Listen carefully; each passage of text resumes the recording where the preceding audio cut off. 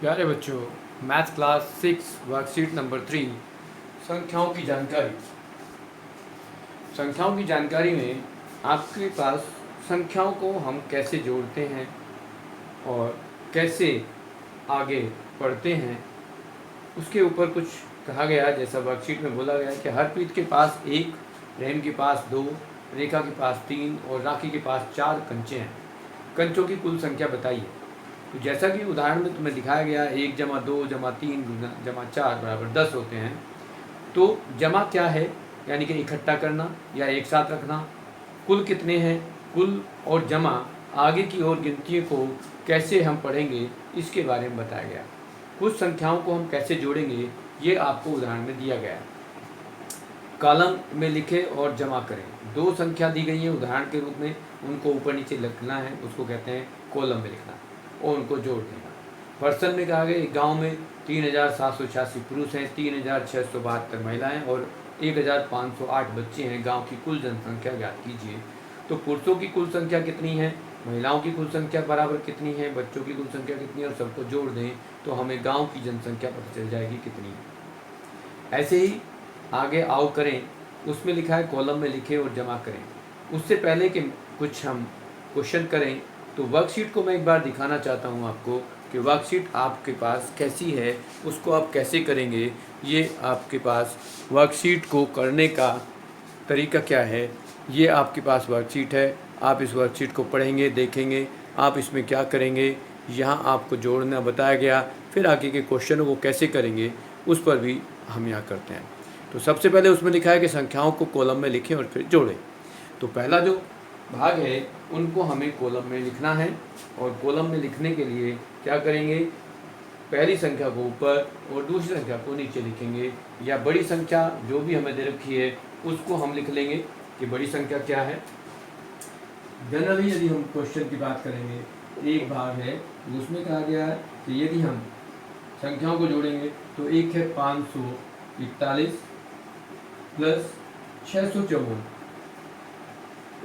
यदि इन दोनों को जोड़ दें तो 4 और 1 5 होगा, 4 5 9 होगा और 6 5 11 होगा। इस तरह से हमारे पास ये जुड़ जाएगा। यदि ये पहला भाग था, यदि हम दूसरे भाग की बात करेंगे तो दूसरे भाग में 8541 है और दूसरी संख्या है 5487।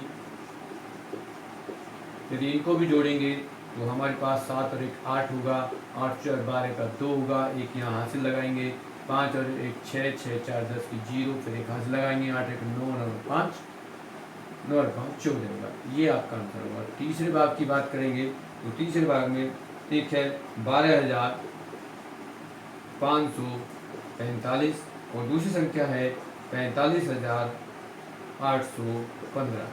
यदि इनको भी हम जोड़ेंगे तो हमारे पास 5 और 5 10 की 0, एक हासिल लगेगा, 5 4 1 5 और 1 6 होगा। यहाँ 5 और 8 को जोड़ेंगे, 8 5 13 होंगे, 13 हासिल लगेगा, 2 1 3 3 और 5 8 होगा, 8 4 और 1 5 हो जाएगा। ये आपका तीसरी पार्ट है। अब क्वेश्चन नंबर जो 2 है उसमें हम बात करते हैं। उसमें क्या है कि एक आदमी ने एक पेड़ से तोड़े हुए आम कितने हैं।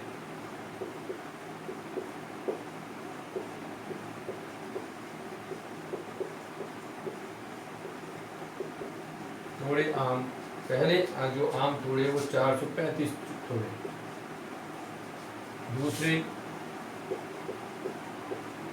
दूसरे पेड़ से तोड़े आम कितने हैं, उसमें लिखा है 450। और तीसरे पेड़ से जो आम तोड़े गए वो कितने हैं, वो है 295। यदि हम इनको सबको जोड़ दें तो कुल आमों की संख्या आ जाएगी।